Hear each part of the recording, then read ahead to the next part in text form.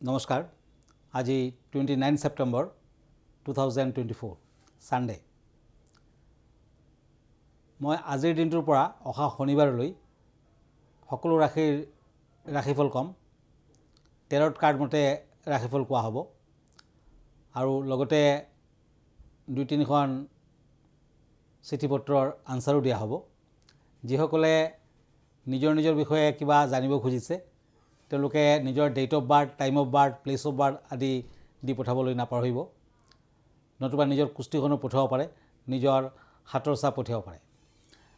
গতিকে যোনটো এড্ৰেছত আপোনালোকে পঠাব সেয়া হ'ল astrologer Kiro Yang Ratnakuber gems and jewellery Manipuri Basti Guwahati 7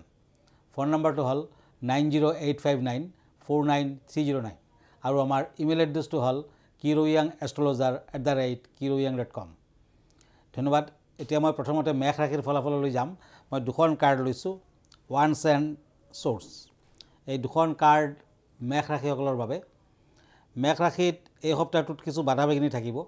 কিন্তু ব্যৱসায় বাণিজ্যত সফলতা আহিব শত্ৰু বৃদ্ধিৰ যুগ প্ৰবল বিশেষকৈ সপ্তাহটোৰ শেষৰ ফালে শত্ৰু বৃদ্ধি পাব সাৱধান হওক বিদ্যাৰ্থীসকলে শুভ ফল আশা কৰিব পাৰে আৰু এই সপ্তাহটোত দান ধ্যান কৰক বেছিকৈ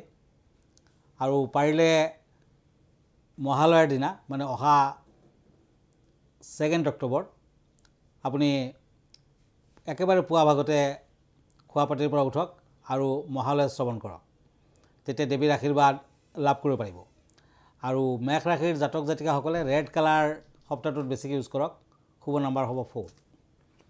এতিয়া বৃষ ৰাশি টৰাছ চেৰিয়ট এণ্ড সোৰ্স এই দুখন কাৰ্ড মতে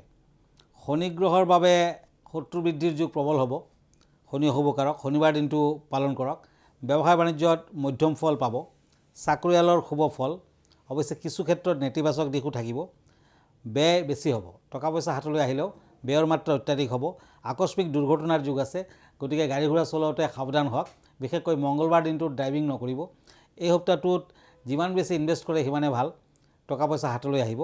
অৱশ্যে দান ধ্যান কৰিব লাগিব দান ধ্যান কৰিলে শুভ ফল পাব শুভ নম্বৰ 3 শুভ কালাৰ অফ হোৱাইট এতিয়া আহিছোঁ মিথুন ৰাশিলৈ Gemini page of swords and pentacles এই দুখন কাৰ্ড মতে সপ্তাহটোত মূল্যৱান সা সম্পদ আপোনাৰ হাতলৈ আহিব পাৰে নতুন ব্যৱসায় বাণিজ্যৰ আৰম্ভণি কৰিব পাৰে কৰ্মচিন্তা উন্নত হ'ব কাম কাজত হাত দিলে সফলতা আহিব বিদ্যাত শুভ ফল পাব আৰু দূৰ ভ্ৰমণৰ সুযোগ আহিব বিশেষকৈ মিথুন ৰাশিৰ জাতক জাতিকাসকলে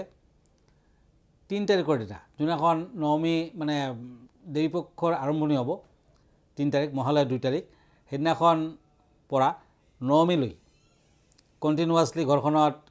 যদি অখণ্ড চাকিগছ জ্বলাই ৰাখে শুভ ফল লাভ কৰিব পাৰিব শুভ নম্বৰ 3 শুভ কালাৰ গ্ৰীণ কৰ্কট ৰাশি cancer night of once and once এই দুখন কাৰ্ড মতে বিভিন্ন সমস্যা থাকিব কিন্তু আগবাঢ়িব পাৰিব বিভিন্ন ক্ষেত্ৰত বাধা বিঘিনি আছে অৱশ্যে প্ৰেম প্ৰীতিত শুভ ফল পাব বিদ্যাৰ্থীসকলে শুভ ফল পাব যাত্ৰা কৰোঁতে সাৱধান হ'ব আৰু এই সপ্তাহটোত টকা পইচা হাতলৈ আহিলেও খৰচাৰ মাত্ৰা অত্যাধিক হ'ব শনিদেৱ অশুভকাৰক ৰাহু অশুভকাৰক পাৰিলে এটা ষ্টীলৰ আঙুঠি লোহাৰ আঙুঠি একেলগে পিন্ধক কৰ্কট ৰাশিৰ জাতক জাতিকাসকলে দূৰ ভ্ৰমণ নকৰিব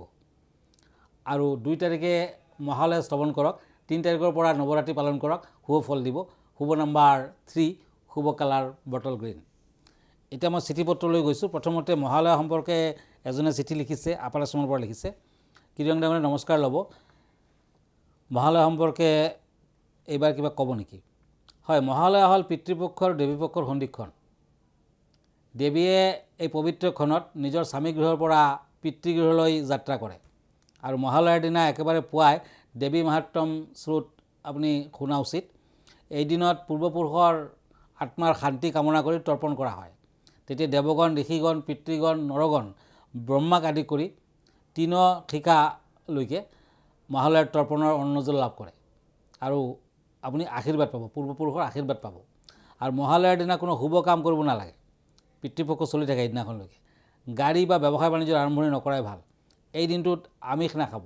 নিৰামিষ আহাৰ কৰিব প্ৰিয়জনৰ ফটোৰ সন্মুখত আপুনি আমিষজাতীয় দ্ৰব্য খোৱা খাদ্য ৰাখক ফুল আদি দিয়ক ধূপ চাকি দেখুৱাওক শুভ ফল দিব মহালয়াৰ দিনাখন ধূমপান নতুবা মদ্যপান কৰা উচিত নহয় যিসকলে তৰ্পণ কৰিব তেওঁলোকে কিন্তু চাবোন পানী ইউজ নকৰিব, কাৰণ যদি চাবোন পানী ইউজ কৰে তেতিয়া চাবোনৰ ফেন পূৰ্বপুৰুষৰ মুখত গৈ পৰে বুলি শাস্ত্ৰমতে কৈ থোৱা হৈছে। আৰু পিতৃপুৰুষৰ ছবিত মাল্যদান কৰক, প্ৰিয় খাদ্য দিব পাৰে, দৰিদ্ৰজনক কাপোৰ কানি খাদ্য আদি দান কৰক মহালয়াৰ দিনা, পশু পক্ষীক খোৱা খাদ্য দিয়ক, বিষ্ণু নাম, বিষ্ণু সূত্ৰ, গীতা পাঠ আদি কৰিব পাৰে। ঘৰত দক্ষিণ দিশত, যমৰ দিশ বুলি যোনটো দিশত কোৱা হয়, এগছ চাকি গোটেই ৰাতি জ্বলাই ৰাখক। আহঁত গছৰ তলত পানী, তিল, দুবৰি বন, বগা ফুল আদি অৰ্পণ কৰিলে সংসাৰত শ্ৰীবুদ্ধি ঘটে। আৰু মহালয়াৰ পিছদিনাখনৰ পৰা মানে শৈলপুত্ৰীৰ পূজা পাতল যোনদিনাখনৰ পৰা হ'ব 3 তাৰিখৰ পৰা 3 অক্টোবৰৰ পৰা আপুনি মংগল ঘট আৰু অখণ্ড চাকি জ্বলাই ৰাখক। সেইদিনাখন শৈলপুত্ৰীৰ পূজা পাতল কৰা হয় আৰু শৈলপুত্ৰীৰ নামেৰে এওঁ হিমালয়ৰ কন্যা, গতিকে দেৱীৰ হাতত ত্ৰিশূল, পদুম ফুল আদি থাকে আৰু কাঠৰ আপুনি আসন ল'ব, তাত দেৱীক প্ৰতিষ্ঠা কৰক, ফটোখন হ'লেও প্ৰতিষ্ঠা কৰক। জাফ্ৰন দেৱীৰ প্ৰিয় ফুল, ৰেড কালাৰৰ ফুল দেৱীৰ প্ৰিয়, দেৱীক ধূপ চাকি দেখুৱাওক। অখণ্ড চাকি গছ 9 মিলি জ্বলি থাকিব লাগিব, তেনেকুৱা এগছ চাকি আপুনি দেৱীৰ ওচৰত আগবঢ়াওক। ঘিউৰ চাকি নতুবা মিঠাতেলৰ চাকিও হ'ব পাৰে। ওম ঐং হ্ৰীং শৈলপুত্ৰী নমঃ,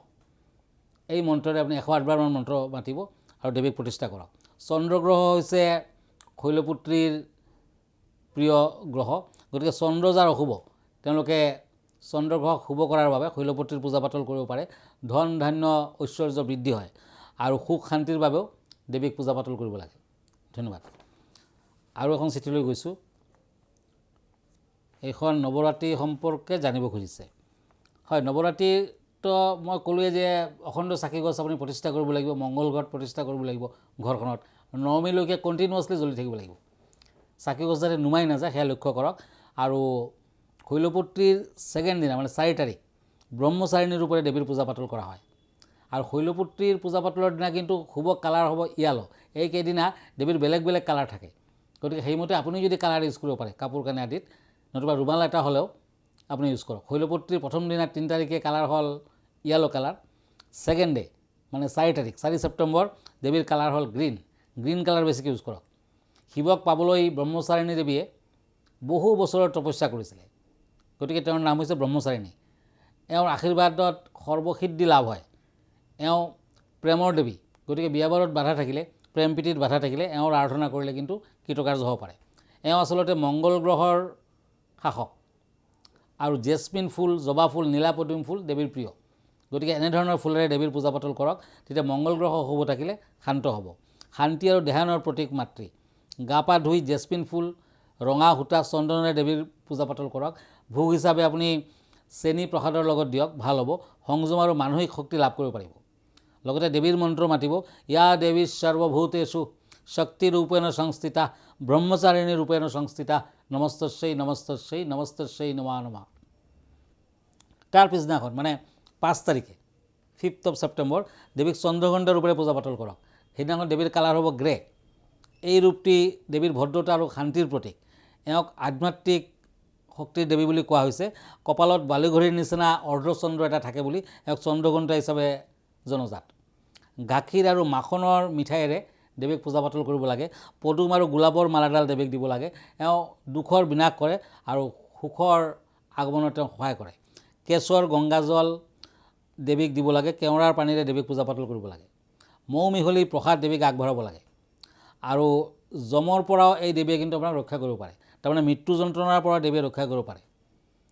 মন্ত্ৰ মাতিব লাগে, ইয়া দেৱী সৰ্বভূতেষু চন্দ্ৰঘণ্টা ৰূপেণ সংস্থিতা নমস্তস্যৈ নমস্তস্যৈ নমস্তস্যৈ নমঃ নমঃ। তাৰ পিছদিনাখন মানে 6 তাৰিখে চন্দ্ৰঘণ্টাৰ কালাৰ হৈছে গ্ৰে কালাৰ, তাৰমানে 5 তাৰিখে আপুনি গ্ৰে কালাৰটো বেছিকৈ ইউজ কৰিব। তাৰ পিছদিনাখন 6 ছেপ্টেম্বৰ দেৱীক আপুনি অৰেঞ্জ কালাৰে, দেৱীৰ কালাৰটো হৈছে অৰেঞ্জ কালাৰ ড্ৰেছ আপুনিও বেছিকৈ পিন্ধিব, দেৱীকো অৰেঞ্জ কালাৰ দিব। আৰু কুষ্মাণ্ডা নামেৰে দেৱীক জনজাত সেইদিনাখন। আৰু যেতিয়া বিশ্বব্ৰহ্মাণ্ডৰ সৃষ্টিয়ে হোৱা নাছিলে, চাৰিওফালে এন্ধাৰ আছিলে, তেতিয়া দেৱীয়ে কিন্তু বিশ্বব্ৰহ্মাণ্ডৰ সৃষ্টি কৰিছিলে। গতিকে দেৱী ঋদ্ধি সিদ্ধিৰ দেৱী। 4 বিধ চাউলৰ নৈবেদ্য প্ৰসাদ আৰু নাৰিকলেৰে দেৱীৰ পূজা পাতল কৰা হয়। লগতে ওম স্মৰণাগত দলাৰ্থ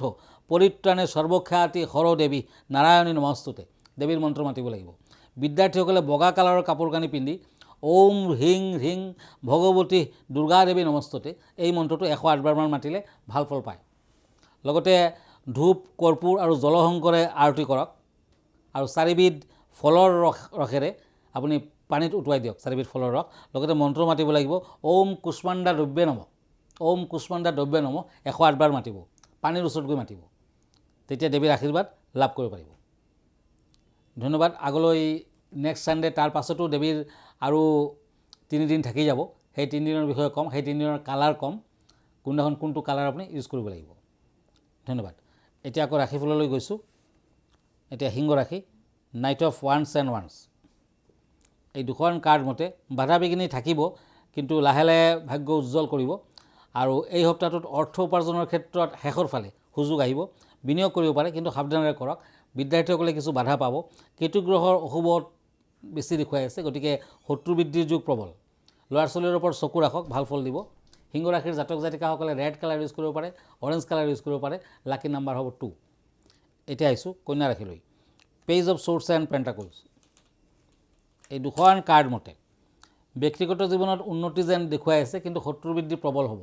এই সপ্তাহৰ মাজভাগৰ পৰা লাহে লাহে শত্ৰু বৃদ্ধি হ'ব কাজিয়া পেচালৰ সৃষ্টি হ'ব পাৰে সাৱধান হওক টকা পইচা হাতলৈ আহিব অন্ধজনক দান ধ্যান কৰক এই সপ্তাহটোত দুখীয়াক মিঠাই খাব দিয়ক বাধা বিঘিনিৰ মাজেৰে সপ্তাহটোৰ শেষৰ ফালে লাহে লাহে আপুনি আগবাঢ়িব অৱশ্যে টকা পইচা হাতলৈ আহিলে খৰচাৰ মাত্ৰা অত্যাধিক হ'ব বৃহস্পতিবাৰ দিনটো পালন কৰক ভাল ফল দিব কন্যা ৰাশিৰ জাতক জাতিকাসকলে বটল গ্ৰীণ ইউজ কৰিব পাৰে 7 নম্বৰটো শুভ এতিয়া আহিছোঁ তুলা ৰাশিলৈ দ্য চেৰিয়ট এণ্ড সোৰ্ছ এই দুখন কাৰ্ড মতে প্ৰতাৰকৰ পৰা সাৱধান হওক ধন হানি হোৱাৰ সম্ভাৱনা আছে পেটৰ বেমাৰ লিভাৰৰ বেমাৰ মূৰৰ বিষ আদিত ভুগিব পাৰে চৰ্দি কাহ ভুগিব পাৰে সাৱধান হওক বিদ্যাৰ্থীসকলে ভাল সুযোগ পাব নিবনুৱাসকলৰ কৰ্মপ্ৰাপ্তিৰ যুগ অবিবাহিতাসকলৰ বিয়াবাৰৰ যোগাযোগ দেখুৱাই আছে গতিকে লাহে লাহে সপ্তাহটোত উন্নতি হ'ব আৰু আগবাঢ়িব পাৰিব শুভ কালাৰ হ'ব হোৱাইট শুভ নাম্বাৰ 4 এতিয়া আহিছোঁ বৃশ্চিক ৰাশিলৈ স্কৰপিঅ' ওৱান্স এণ্ড সোৰ্ছ এই দুখন কাৰ্ড মতে কিছু বাধা থাকিব অৱশ্যে সফল হ'ব সপ্তাহটোৰ শেষৰ ফালে শত্ৰু বৃদ্ধিৰ যুগ প্ৰবল মান সন্মানৰ হানি হ'ব পাৰে সাৱধান হওক বিদ্যাৰ্থীসকলৰ বাবে শুভ ফল দিব এই সপ্তাহটোত লাহে লাহে আগবাঢ়িব পাৰিব পাৰিলে দেৱী মন্দিৰ দৰ্শন কৰক সকলোকে দান ধ্যান কৰক দুখীয়াক মিঠাই খাবলৈ দিয়ক শুভ নাম্বাৰ 3 শুভ কালাৰ অৰেঞ্জ কালাৰ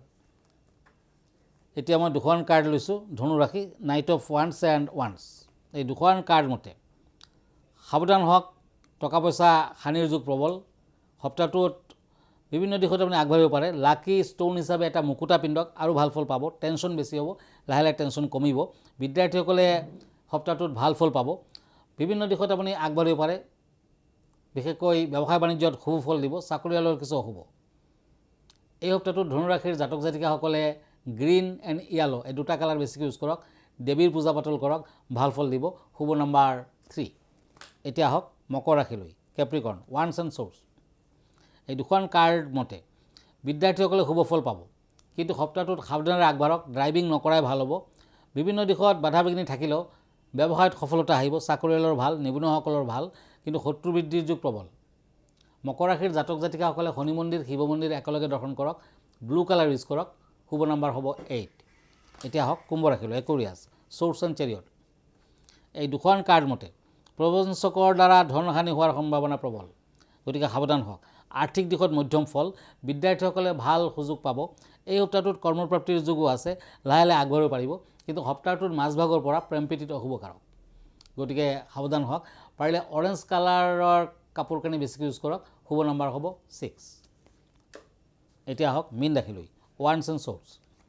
এই দুখন কাৰ্ড মতে বাধা বিঘিনি থাকিব কিন্তু সফলতাও আহিব শত্ৰু বৃদ্ধি হ'ব পাৰে সাৱধান হওক সন্ধিয়া কালত বাহিৰলৈ যোৱা ঠিক নহ'ব সন্ধিয়া কালটো এভইড কৰিব ড্ৰাইভিং এভইড কৰিব এই সপ্তাহটোত নতুন ব্যৱসায় বাণিজ্যৰ আৰম্ভণি কৰিব পাৰে পাৰ্টনাৰশ্বিপ ব্যৱসায়টো শুভ হ'ব এই সপ্তাহটোত বিদ্যাৰ্থীসকলে ভাল ফল পাব প্ৰেম প্ৰীতিত কিছু বাধা থাকিলেও বিয়া বাৰুৰ ক্ষেত্ৰত শুভ ফল সপ্তাহটোত যিমান পাৰে দান ধ্যান কৰক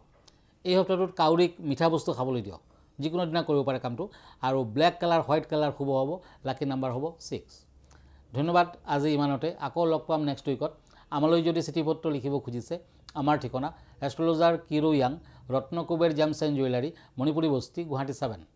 ফোন নম্বৰটো হ'ল 9085949309 আৰু আমাৰ ইমেইল এড্ৰেছটো হ'ল kiroyangastrologer@kiroyang.com ধন্যবাদ নমস্কাৰ